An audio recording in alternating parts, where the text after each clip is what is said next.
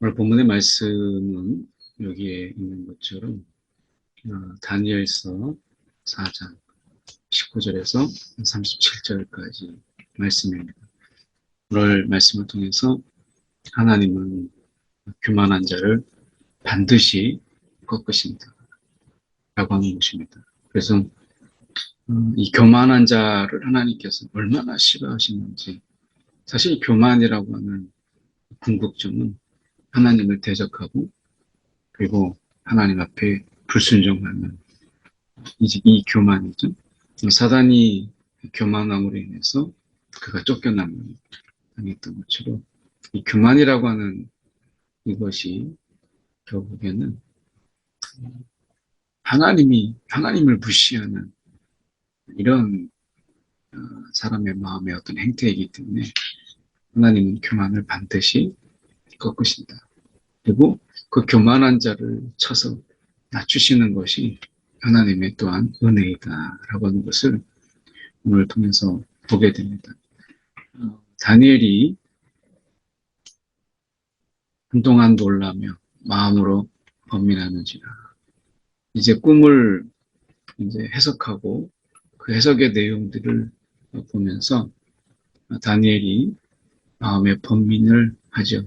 이것을 어떻게 전해야 되나라고 하는 이 부분입니다. 그러니까 그 말을 그대로 전해야 되는데 그 내용을 알고 전하기에는 쉽지 않은 내용이었죠.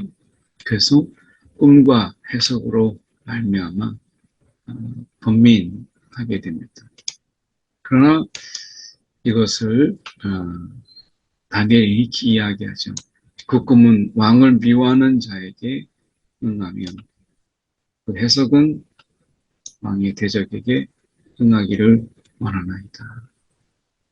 결국 왕의 대적이라고 하는 이 부분 속에서 왕을 미워하는 자에게 응하고 그리고 대적에게 응하기를 원하나이다 라고 했을 때 왕에겐 일어나지 않았으면 좋겠다 하는 이것들이 불가피하게 일어나는 부분인데 왕의 대적, 왕을 미워하는 이런 부분 속에서 쓸 수 있는 이 부분은 결국 왕을 대적하게 되는 하나님이 왕을 대적하게 되는 이유가 교만이죠. 그리고 왕을 미워하는 이유도 또한 그 교만 때문에 그런 것입니다. 그래서 우리가 생각해 볼 때 하나님의 미움을 받고 하나님의 대적함을 받는 결정적인 그 끝에는 결국 교만이라는 게 있습니다. 이 교만이라고 하는 것을 생각할 때 어떤 학자가 이렇게 얘기했습니다. 그 교만은 이 모든 죄악의 어머니다. 그래서 그 목판에 있는 그 교만은 모든 이 죄악의 목판을 기르는 것과 같다. 이렇게 이야기했습니다. 그래서 모든 죄의 가장 근원은 교만에 있다라고 하는 것이죠. 하나님을 무서워하지 않고 하나님을 두려워하지 않는 곳에서 이 죄악이 시작되는 것이잖아요. 아담의 죄를 보면 선악을 알게 하는 나무의 열매를 따먹었을 때 정령 죽으리라. 하나님의 그 말씀보다도 그 하나님의 실망, 그리고 하나님의 분노, 이런 것을 생각했다면 선악을 알게 한 나무의 열매를 어떻게 따먹을 수 있겠어요? 근데 마음을 좀 편하게 하는 게 뭐죠? 사단이 하나님같이 되리라. 이 말이 아담에게 정말 위로가 되었을 거예요. 아니, 격려가 되었죠. 선악을 알게 한 나무의 열매를 먹자. 하나님을 두려워하지 않게 된 것이죠. 그 말씀이 설마 이렇게 된 것이죠. 그것처럼 교만은 결국 하나님을 대적하게 만들어요. 왕께서 보신 그 나무가 자라서 견고해지고 그 높이는 하늘에 닿았으니 땅 끝에서도 보이겠다. 이렇게 말씀하시고 땅 끝에서도 그 잎사귀는 그 잎사귀는 아름답고 그 잎사귀는 아름답고 열매는 많아서 만민의 먹을 것이 대망하고 들짐승은 그 아래에 살며 공중에 나는 새가 그 가지에 깃들었나이다. 나무 하나가 얼마나 잘 자랐는지 그것으로 인해서 만민이 먹을 것이 되는. 근데 그 나무가 그 왕을 가리키는 거예요. 그래서 왕이 자라서 견고해지고 창대하고 하늘에 닿고 그만큼 신은 바벨론이 굉장히 번창할 것을 이야기하는 것입니다. 그러니까 왕 위에 사람은 없어요. 왕이 최고예요. 왕 위에는 아무도 없어요. 그렇게 되면 누구라도 교만해지지 않겠어요? 나 위에 아무도 없고 다 내 아래에 있고 내 왕국이 커지게 되고 권세가 뭐 하늘을 찌를 듯하니까 그렇게 되면 분명히 교만해지지 않을까라고 하는 것입니다. 이제 중국의 시진핑이 이제 이 연임을 마치고 이제 3연임 속에서 자신의 권력을 영구히 하기 위해서 법을 바꾸고 또 조직을 정비하고 하는 것을 이번에 보게 되죠. 이번에 3연임하면서 그가 자기의 사람들로 다 채우는 것을 우리가 보게 됩니다. 그가 이 중국과 세계 1위의 중국과 이 맞짱을 뜨면서 시진핑이 그 교만함으로 나중에 하나님의 심판이 있지 않을까 이런 생각을 해보게 돼요. 집단 지도 체제에 중국이 택했던 이유는 한 사람의 잘못으로 인해서 중국이라는 큰 나라가 좌지우지되고 그것으로 인해서 중국이 또다시 위험에 처하게 되는 것을 막기 위해서 집단 지도체제, 집단 지성으로 그리고 한 사람이 10년 이상을 하지 못하는 그래서 이 세대 교체, 정권의 교체가 자연스럽게 있도록 그러니까 한 공산당 안에서 사람이 바뀌도록 하는 시스템이었죠. 그런데 이것을 깼어요. 그렇다면 그리고 그 단순하게 깬 게 아니라 지금 자기가 모태똥에 그 이상의 반열에 자신을 세웠다면 남은 것은 뭐겠어요? 그의 교만이죠. 그런 어떤 자신이 없으면 중국이 안 된다. 뭐 이런 생각이 없이는 어떻게 그렇게 하겠어요? 내가 없으면 안 된다라고 하는 이것을 내세운 것이 대만의 공격이고 하나의 중국이라고 하는 것이죠. 이렇게 본다면 결국 제가 볼 때는 시진핑의 마지막이 결국 교만으로 인한 그게 무너집니다. 라고 하는 것을 저는 그렇게 생각을 하는데요. 여기에서 보면 느부갓네살도 결국에는 그 속에서 누가 그를 무너뜨릴 수 있겠어요. 하나님이 치시지 않으면 아무도 건들 자가 없어요. 그가 지금 창대해서 하늘에 닿으면 권세는 땅끝까지 미친 신이다. 그러니까 땅끝까지 이르게 되는 권력, 권세. 뭐가 겁나겠습니까? 그래서 여기에서 이제 반전이 있게 되죠. 왕이 보신즉 여기에 한 순찰자, 한 거룩한 자가 한 순찰자라고 이야기하죠.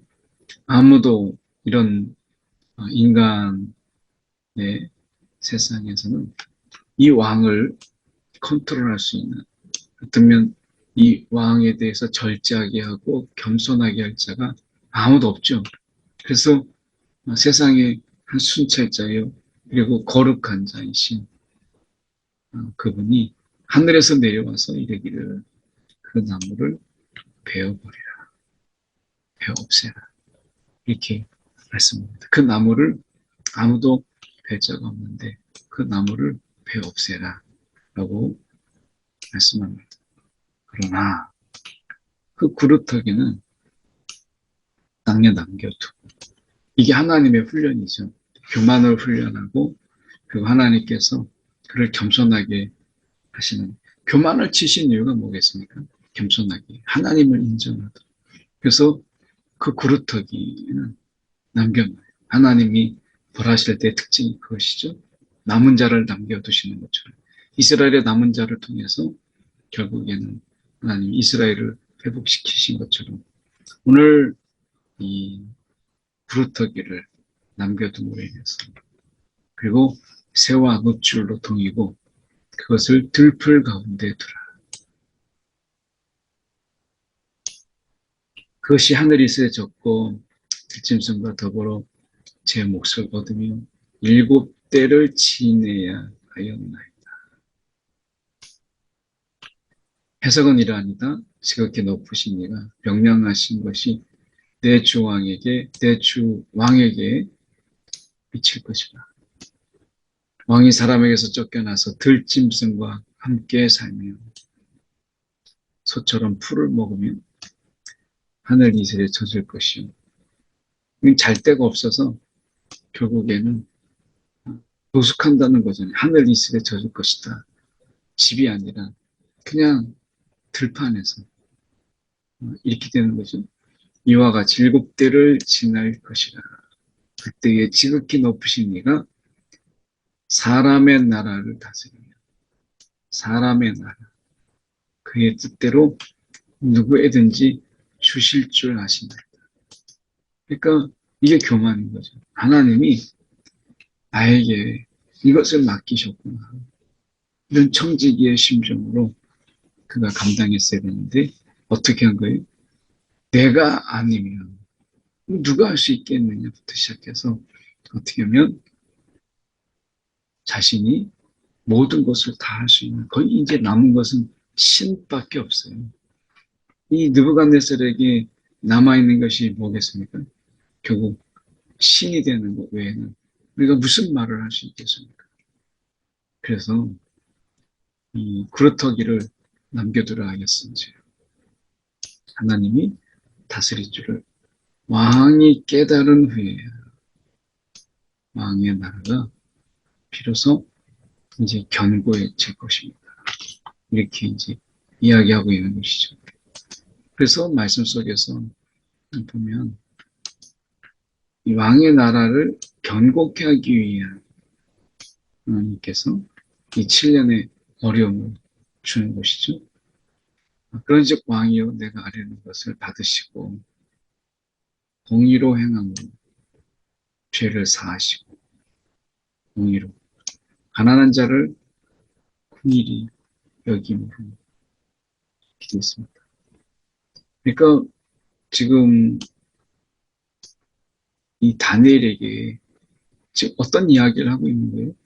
이 왕이 공의를 행하고 가난한 자를 긍휼히 여김으로 인해서 하나님 앞에 회개의 심정으로 그가 교만을 꺾고 이제 하나님이 원하시는 공의를 행하고 가난한 자를 긍휼히 여기는 이것은 왕이 하나님께 맡겨주신 그 권력을 가지고 마땅히 해야 될 사실은 그러한 것이죠. 그래서 이것을 그가 받아들인다라고 하는, 그리고 하나님의 뜻을 공의를 행하고 가난한 자를 돌본다라고 하는 것은 이제 내가 세상의 왕이 아니라 하나님이 왕이시다. 하나님이 사람의 나라를 다스리시면서 나를 여기 두셨구나. 벽화는 감사, 그리고 이런 거에 대한 사명, 이런 것이죠. 공의를 행하여야 한다고 말씀합니다. 그래서 하나님이 이 공의를 행하는 것, 이 공의를 행하는, 하나님 나라의 기둥이 있다면 공의와 정의잖아요.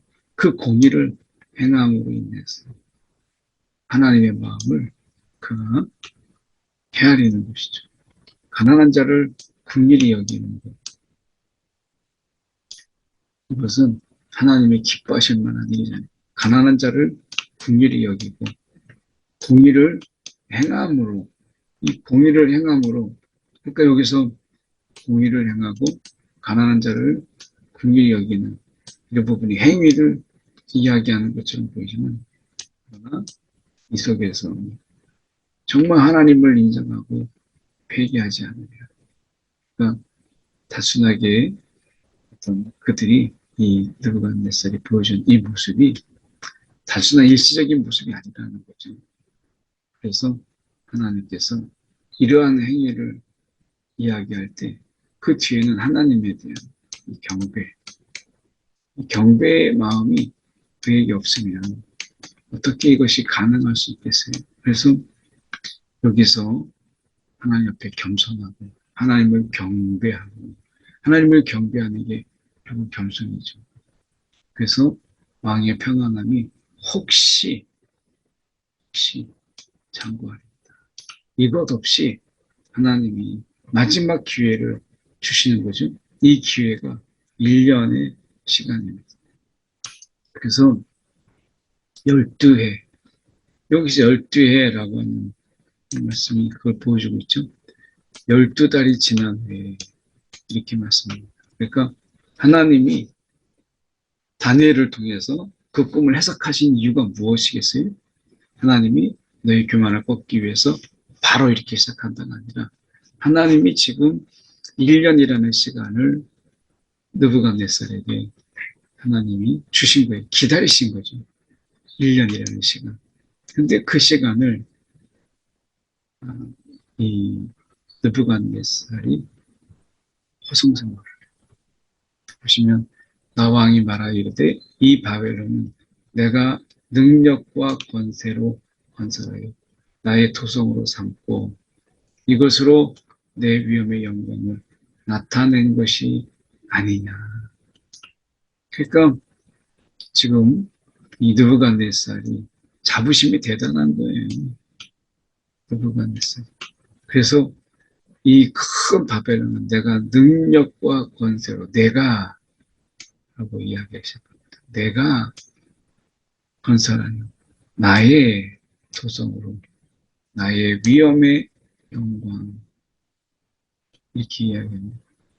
결국 이 느부갓네살도 하나님의 사람인데 내가 건설하고 나의 도성으로 삼고 내 위엄의 영광을 나타낸 것이 아니냐, 이렇게 이야기하죠. 그러니까 그가 느부갓네살이 사로잡혔던 것이 무엇이냐면 나의 내 위엄에 그 자꾸 나라고 하는 것이죠. 결국에는 우리가 나냐 하나님이냐라고 하는 이 앞에 결국 느부갓네살은 그 한 달의 시간 속에서 나라고 하는 것에 사로잡혀서 있었던 것을 보게 됩니다. 내가 내 위엄의 이렇게 이야기하죠. 그냥 어떻게 보면 여기에서 이 한 달, 1년이라는 시간을 그냥 낭비합니다.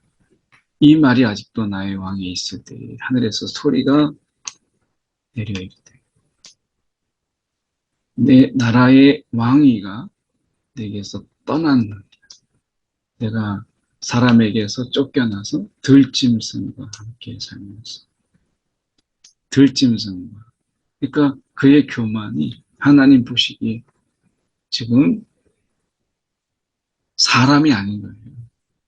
어떻게 사람이 이럴 수 있습니까? 사람이라고 하는 이 부분에서 결국 하나님을 경배할 때, 그가 외모가 사람이기 때문에 사람이 아니라 하나님께서 말씀하신 것은 그의 마음속에 나로 가득한 자는 결국 사람이 될 수 없다.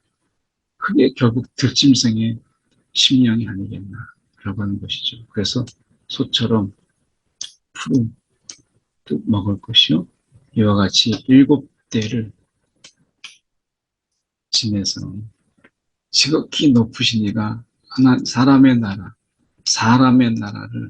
다스리시며 자기의 뜻대로 그것을 누구에게든지 주실 수 있다라고 하는 거죠.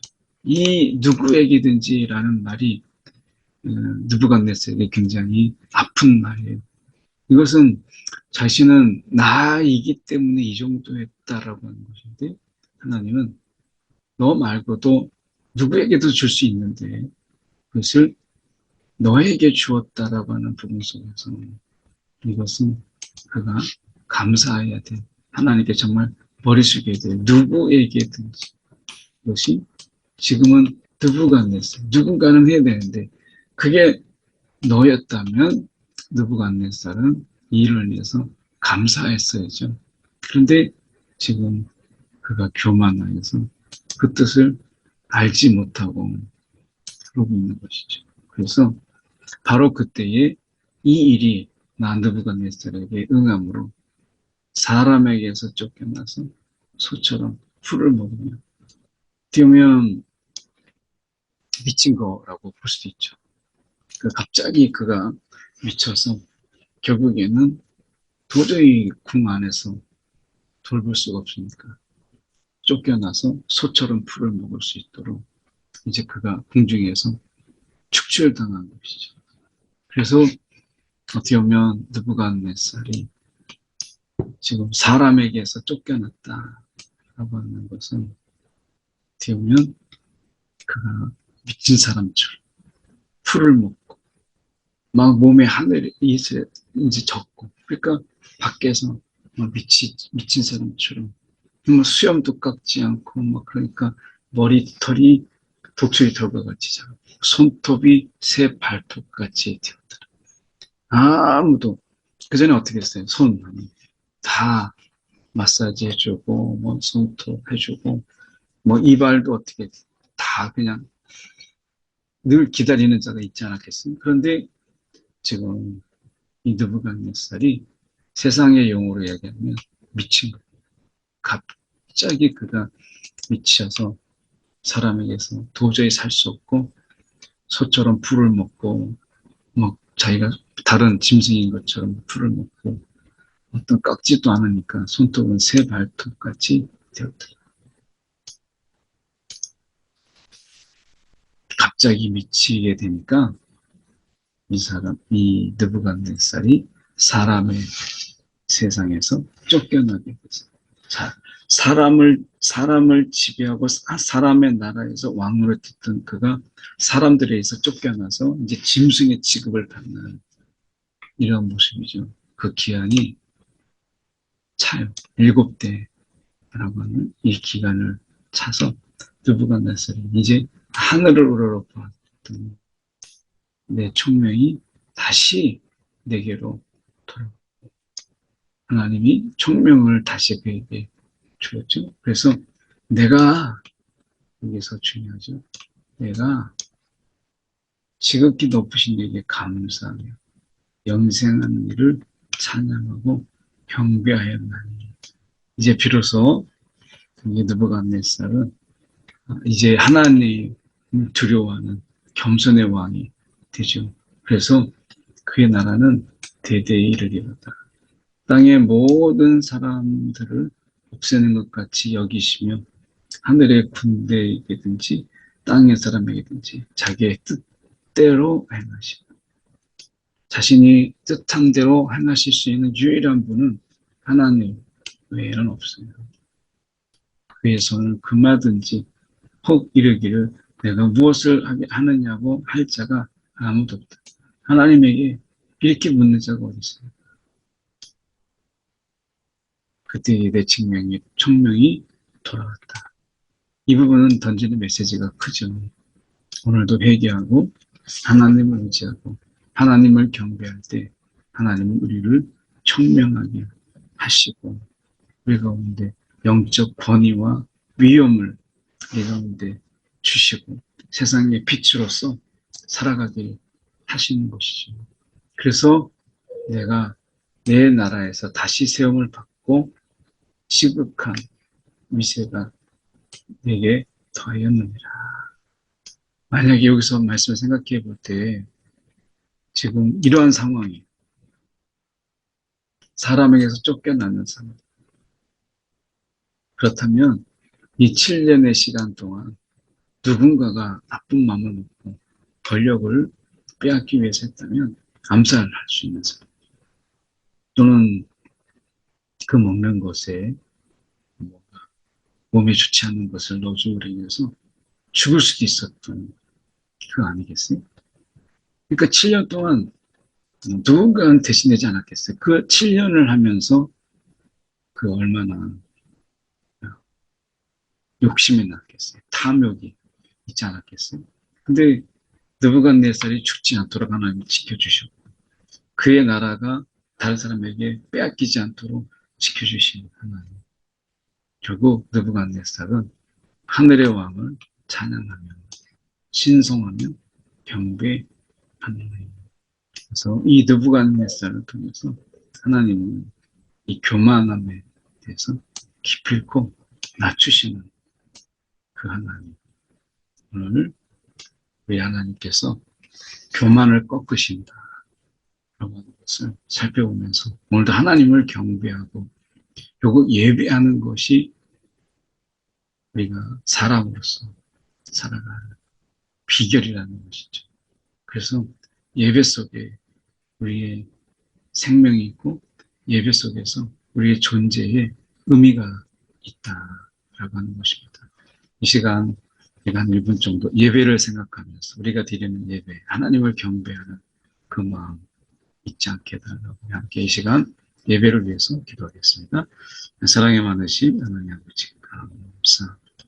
오늘도 우리 가운데 하나님을 경배하며 예배하는 자로 불러주시니 감사합니다.